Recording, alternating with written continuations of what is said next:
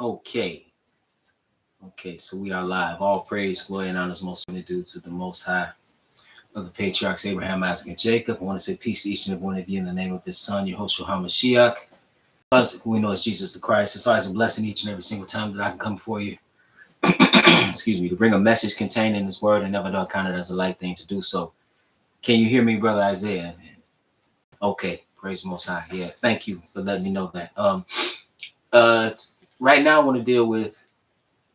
Thank you. Right now, I want to deal with the second Passover. The second Passover. It's around this time.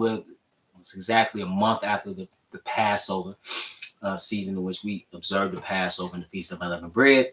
And we know in the text that there's also a second Passover. So I want to deal with that, excuse me, today, this evening.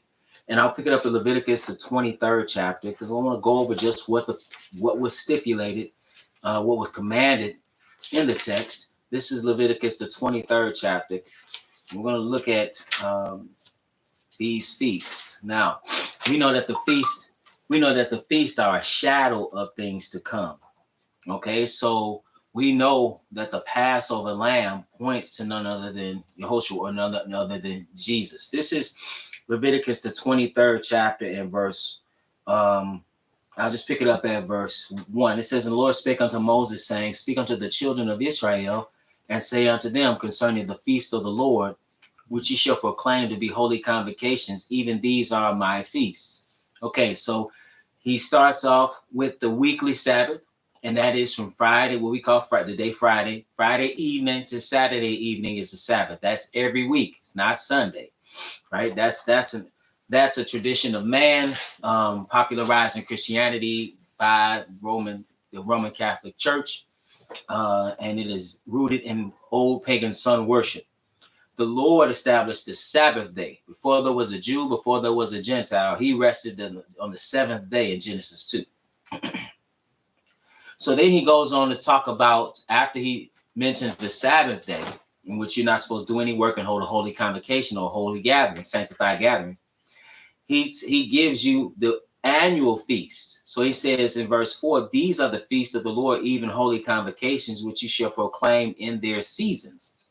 All right. And then he says, "In the 14th day of the first month at even is the Lord's Passover." So now that's on the 14th day of the first month. Now the month, according to the Lord's calendar, begins around the time of March and April.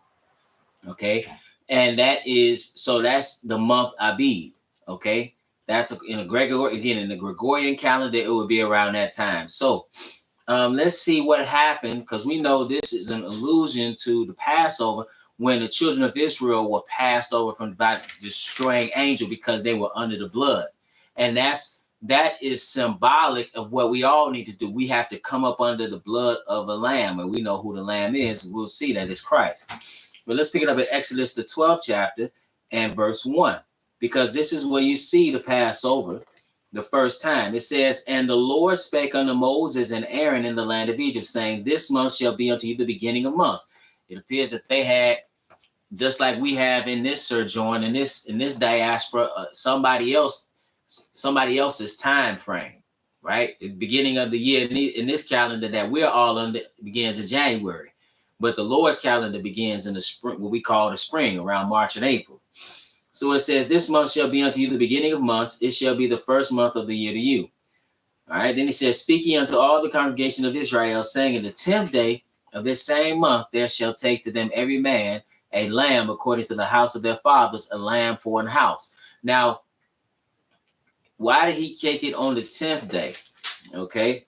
He took it on the 10th day because this lamb had to be without blemish. It had to be without spot. And that reason that it had to be so was because it pointed to Christ, who was without sin. Okay. And so from the 10th day to the 14th day was a trial period for the lamb, because if there was any blemish, if there was any thing wrong with the lamb, it would be manifested at that particular time. Right. You see a similar thing in the land today with the so-called Jews. They are going through a process with these red heifers, and they examine them because one black hair disqualifies them, right? Now, I'm not saying you should be sacrificing animals right now, because you should not. The ultimate sacrifice should be made, which is none other than Christ. That's where the true cleansing comes from. But now, he said, you will take it on the 10th day. And notice what he says in verse 5. He says, your lamb shall be without blemish, a male of the first year. Ye shall take it out from the sheep or from the goats. Now, like I said it a number of times already, that the lamb that they're referring to is none other than, that this points to is none other than Christ. Let's go to John chapter 1. We'll pick it up in John chapter 1 and see what was said about Christ. This is John chapter 1 and verse 29. It says, the next day John seeth Jesus coming unto him, and said, behold, the Lamb of God, which taketh away the sin of the world. All right. So that's who the Lamb is. Okay. And he is without sin. Okay. He is a perfect lamb. That's why, again, that lamb had to be without blemish. Couldn't anything be wrong with the lamb? Because nothing was wrong with Jesus when we call Jesus. Let's pick it up at 1 Peter 1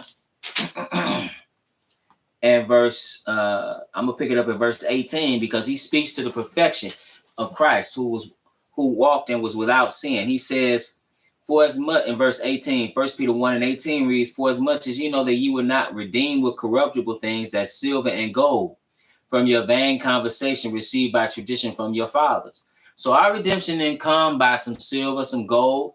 You know, we inherited some inappropriate forms of worship as they did back here. So we have today. So he goes on to tell us how redemption came. Verse 19, he said, but with the precious blood of Christ. Then notice what he says, as of a lamb without blemish and without spot. How could it say that? It says that because he was without sin. That's how. Okay.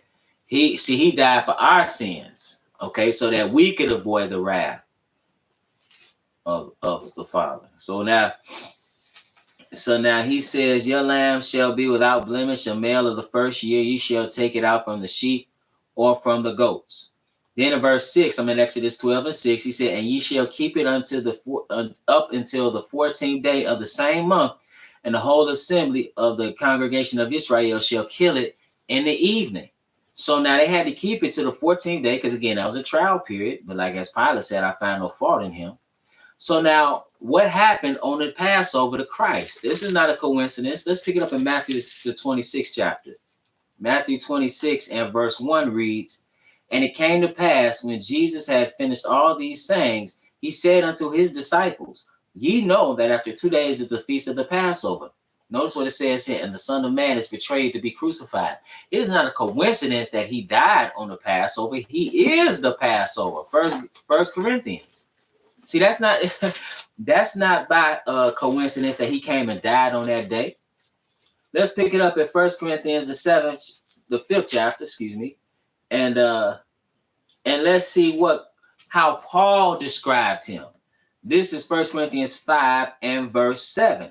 He says, now when he's correcting the church or the congregation at Corinth, he says in verse 7, purge out therefore the old leaven, that ye may be a new lump, as ye are unleavened. Then he goes on to say, for even Christ our Passover is sacrificed for us. See, so now he said our Passover is sacrificed for us. No, he called him a Passover because he is the lamb. But now let's keep going, because like I said, so we get an idea of what the Passover pointed to, but notice there's something else with the Passover. There's a second Passover. Let's pick it up in Numbers, the 9th chapter. Numbers, the 9th chapter. Numbers, the 9th chapter. And I want to pick it up at verse 5. Numbers 9 and verse 5. It reads, and Moses spake unto the children of Israel that they should keep the Passover. And they kept the Passover on the 14th day of the first month at even in the wilderness of Sinai, according to all that the Lord commanded Moses. So did the children of Israel. So they did as they were commanded. But now notice here what happened in verse 6. It says, and there were certain men who were defiled by the dead body. of a man, that they could not keep the Passover on that day. And they came before Moses and before Aaron on that day. So wait a minute, what was the issue? They had came into contact with a dead body. So now what is the issue with keeping the second Passover and the dead? You can't keep, because they couldn't keep or observe the Passover.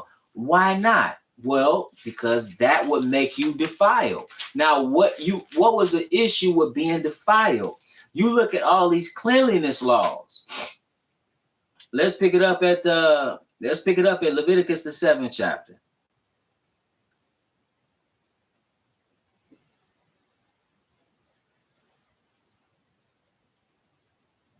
So it says now in verse 20, but the soul that eateth of the flesh of the sacrifice of peace offerings that pertain unto the Lord, having his uncleanness upon him, even that soul shall be cut off from his people. Remember, they had to notice. I'll just go, hold up, finger here. We're gonna come right back.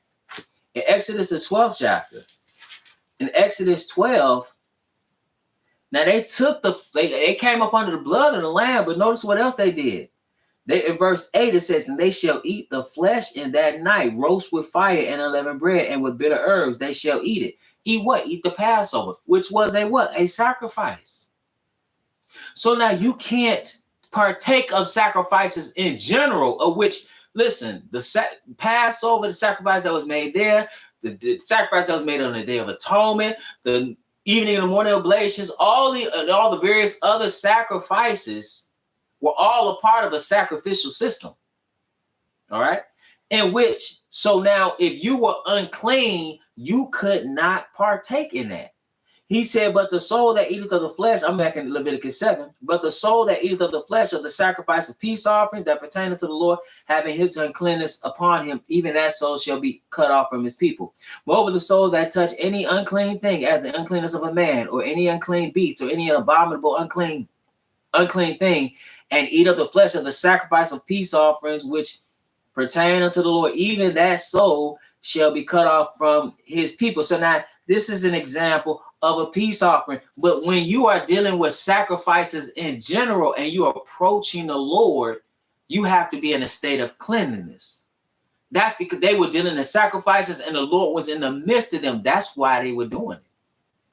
That's just an example. I'm showing you an example here. So when you think about they're unclean and they had that separation, why? They couldn't approach him. Until what? Until they were in a state of cleanliness.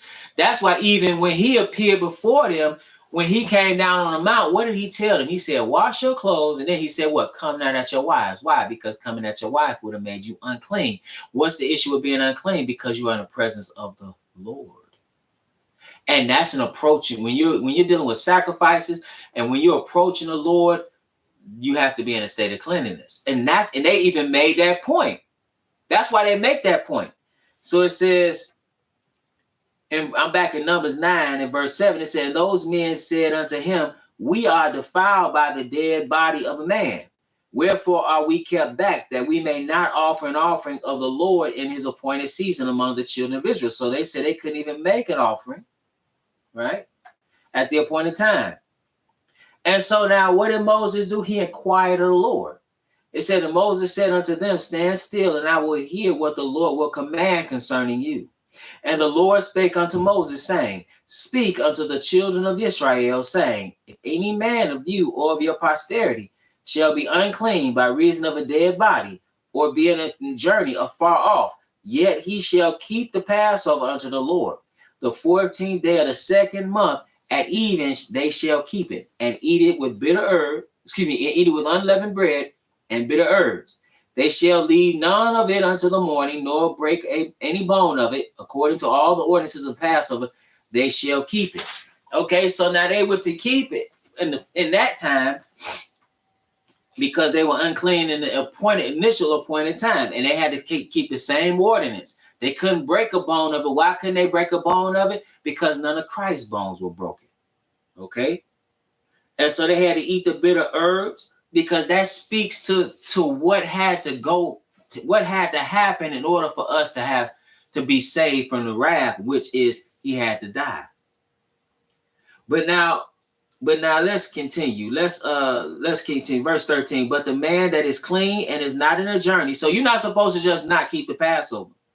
But the man that is clean and is not in a journey and forbear to keep the Passover, even the same soul shall be cut off from among his people, because he brought not the offering of the Lord. See, in his appointed season, that man shall bear his sin.